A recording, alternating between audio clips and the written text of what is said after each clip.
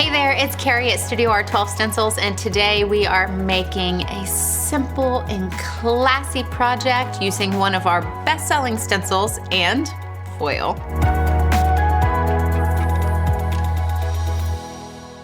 Okay, I am super excited about this project. It's gonna be quick, it's gonna be fun, it's gonna be beautiful. We already have our surface base coated. So if you are looking for tips on how to prep and base coat your board, we have a video that we can share the link above so that you can go watch that and get all of our tips and tricks. We did 3 coats of black paint. It is our number 28 if you have the StudioR12 paint color guide, and we are ready to go. We are working with our Be Happy stencil today. And before we get started, let's talk about alignment and placement of your stencils. This is going to be personal preference, and it really is going to depend on your design, on your surface, on your stencil. A lot of times we'll plop our stencil right in the middle of our project and we'll find a surface that fits perfectly. But for this one, I like to do things kind of challenging sometimes, and I got the stencil and went back to a random stack of wood that we had and chose one. I said, okay, let's make this work, because I also know that sometimes at home, that's what you're doing. You find a stencil you love and you're like, okay, how can I make this work with what I have? So that's what we're doing today. So yes, we can do it in the middle. However, I really love an offset design on my surface. So one great thing about our stencils is that they are laser cut. So they have really straight lines, and you can line it up with the bottom of your surface. So let's get this just where we want it to be. And I am having it over the edge here on the right side just a little bit, because when we get our foil on here, I want it to go all the way to the edge. So I'm going to tape down my stencil.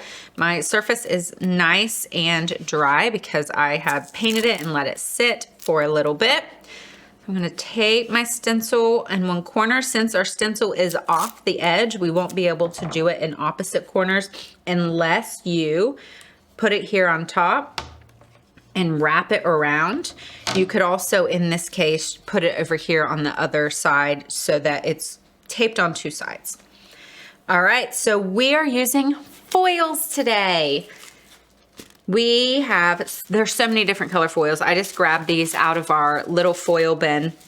We have silver, we have gold, we have rose gold. We have them in the long sheets that are wrapped around the cardboard. You can get them in pre-cut sheets. That's what these are. These are 5 sheets. This is more of a metallic-y kind of silver. They also come in rolls. This one's so pretty. I love this design. But today we're going to use gold, because when I think of bees, I think of honey and yellow and gold. So gold is what we are doing today. Before you foil, you have to prep your surface for the foil. I'm grabbing a piece of our reusable palette paper. It comes in really long pieces, and I'm just going to cut off a small piece today because the only medium I am using is our foiling glue. So if you are doing a project with a lot of paint and a lot of different mediums, then you're obviously going to want to cut it a lot larger. But since I'm just using the one medium, small is okay. So we are using the A-Lanes foiling glue, which you can get on StudioR12.com. There's a lot of different options for mediums for foiling. We have a video on some different mediums that we've tried, what comes off your stencil, what is reusable. So we'll make sure that we share that link with you guys, because we've done a ton of research on it and we want to make sure that you're getting the best information. So when it comes to applying our foiling glue, so what this is going to do is it is going to put the clear glue through the stencil and give us our stencil design. And then we will put the foil on top of it, and the foil will stick to the glue, and that will transfer the foil to our project. So today we are painting with glue. So I have a little glob of our foiling glue. I am going to use an ink sweeper. This is our favorite applicator for applying the foiling glue and any of the adhesives.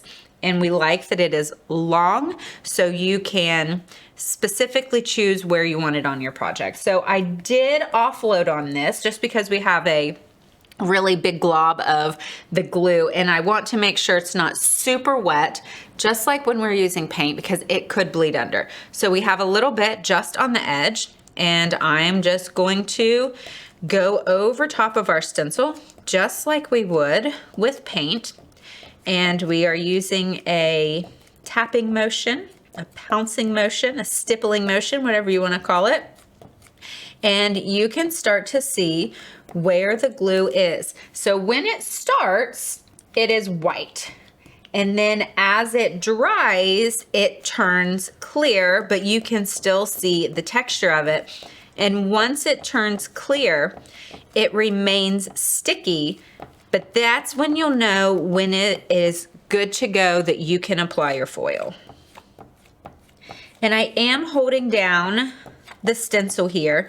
There are a bunch of little details on this bee, and I probably, you could see that left side coming up. So I'm gonna go ahead and tape that down just to give myself some extra protection here. Since we are using a glue and since it is pulling up, we're gonna be safe rather than sorry. So one thing about doing this is you'll want to be a little bit methodical about it, so you'll know where exactly you have placed your glue, because it started white, it turns clear, and you can see the texture of it, but you don't want to leave any places off, because if you do, once you put your foils down, then you won't have foil in that spot. And that's okay. I'll show you how to fix that later. Okay, I'm just gonna forget this whole part of the H and move on to the rest.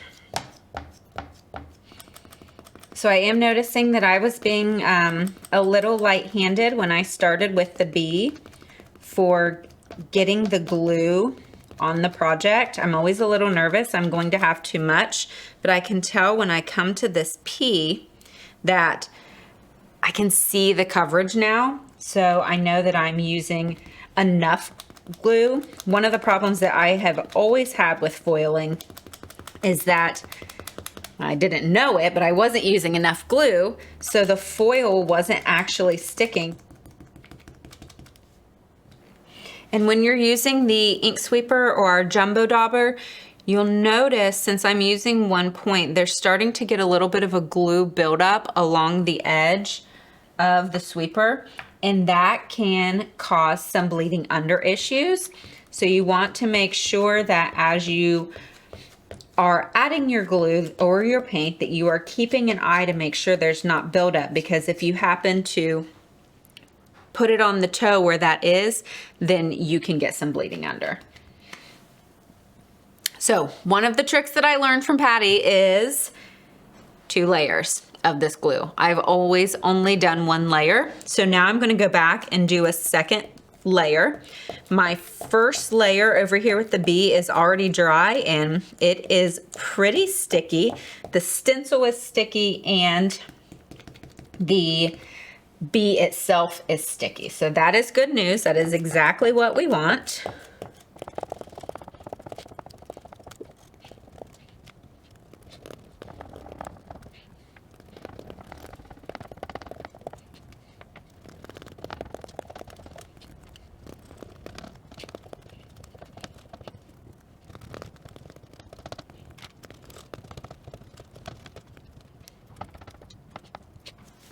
Okay, now we have 2 coats of our glue on our project. I am gonna go ahead and take off my stencil and we will let it dry. So the section over here where the B is, it is already dry and it has turned clear. There are some sections over here on the P that are still white. So we're going to leave this to dry and then we'll come back and add our foil. Since I am going to reuse this ink sweeper, since we left off part of the H, I am going to put it in a little baggie. It's a fold top baggie. We will fold it over, wrap it up, and this will keep this dauber nice and moist so that we can use it again. If you leave your brushes and your sponges out on your table without throwing them in water or wrapping them up, they will dry and they will get yucky and you will be very sad. Okay, so we let the glue dry, which means that the glue is actually sticky now and we think we are ready to foil. I have my foil wrapped around the cardboard and I am going to cut sheets off of it and use it as we need it. We are just going to start on the left side and make our way over. I am going to put the edge of the foil at the edge of my bee. I have a really soft little poof makeup sponge and I'm going to rub it over top of the bee, and then I'm just going to continue to go over to whatever this covers. So as I'm rubbing, one thing you don't want to use is something sharp or a fingernail. You do want to apply a bit of pressure. You can hopefully, in the camera up above, see that there is starting to become some lines on the foil showing our design. And I did miss a spot over here, so I'll show you if you miss a spot, how you fix that. And now I'm just using some pressure, rubbing along my project over top of the foil, being sure not to use a pointed edge to scratch it. All right, I think we are ready. Let's see if Patty's trick of using 2 layers of glue worked. And then we're just going to slowly peel this off, big reveal, and voila, look how pretty, it's nice and gold. So now we are going to continue on with the rest of the project and use bits and pieces of our foil paper that still has foil on it. So for over here, I have this little part of the flourish that I did not get when I originally put it down. So I'm just using a piece of the foil that has foil and I'm rubbing nice and hard and we'll peel that off. And there we go. And so now we'll just continue on with our project from left to right until we get all of our project covered in foil.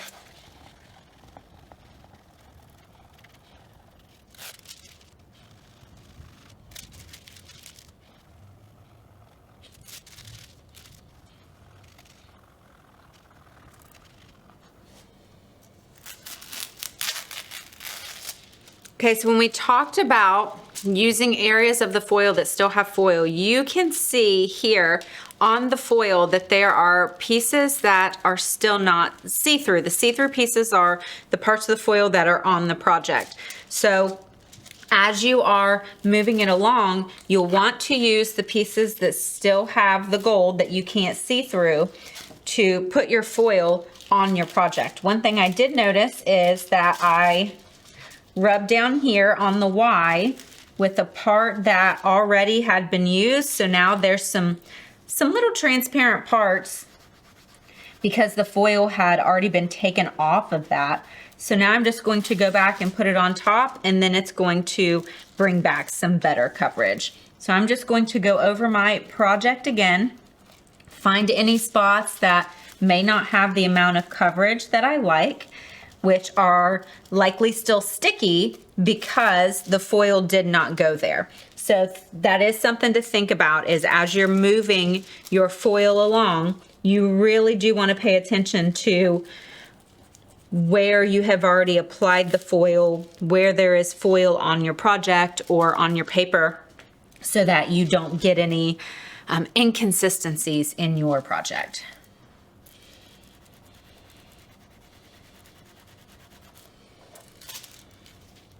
All right, that looks beautiful and I'm so excited, but oh, remember we forgot that part of the H? That's okay. What do? We grab our stencil. We come back to our project. We line it up with our foiled letters, which lining up to me is always the hardest part. We tape it back on, and then we just go through the process again. Now you can do a couple of things here. If there are some spots that you don't love, that you don't think got enough love, you could apply a little bit more foiling glue and go over top of them again. And you will want to be careful when you are doing this. You can use a multi-masker or the excess of our palette and put it here on top to use as a mask if you don't want to get glue on an area that you are happy with how the foil turned out. So once we let that dry, we will add the foil to it. Now, since I used this mask on top of the stencil that had the glue on it, you want to keep that in mind if you are going to use this to mask other projects, because it is a little sticky in spots. So you can clean off the sticky on your stencil. We do have a video for that showing our tips and best ways to get this clean so you can continue to reuse them. Now that we are done with our ink sweeper, we are going to put it in the water bucket until we are ready to clean our brushes. One thing to note when you are cleaning a sponge type of applicator is to put it under running water, and you will squeeze or press on the areas that have the paint or any type of medium to get them cleaned. You will not want to use soap on your sponge applicators. Even if you think you got all of the soap bubbles out. We just had someone comment the other day, I thought I washed it really well and I thought I rinsed it out, but I'm getting bubbles on my projects from the soap. So our tip for putting this in the water, if you just go ahead and stick it in there, it will likely flip up onto its side. So we put a brush in the base of it and stick it down in the water. Make sure that the entire applicator portion of the sponge is in the water and it is soaking until you can go to rinse it off. So our glue is dry and we are ready to finish off this H. I'm going to find a spot on my foil here and apply the pressure. See if there's any spots that may need to get a little extra love and TLC. I did notice, now that looks really beautiful. I did notice that this little leg over here doesn't have a whole lot of foil, so I did add an extra layer of glue over top of that while I was waiting for the H to dry. And there we go. It's got a little bit more here, so it's really nice and pretty. I do want to highly recommend not using the foil over and over and over and over again like we did on some of these parts. This part of the H that was a brand new piece of foil is really, really bold and pretty. And to get that look, you'll want to make sure you're using a piece of the foil that has not been used before. Look how beautiful this turned out. There is nothing like a foiled project. It just comes to life. If you loved this video and want to see more fun projects, be sure to subscribe to the StudioR12 Stencils YouTube channel. Ring the bell so that you can get notifications anytime we add new videos or go live. And there are going to be links for all of the products that we used in today's project in the description.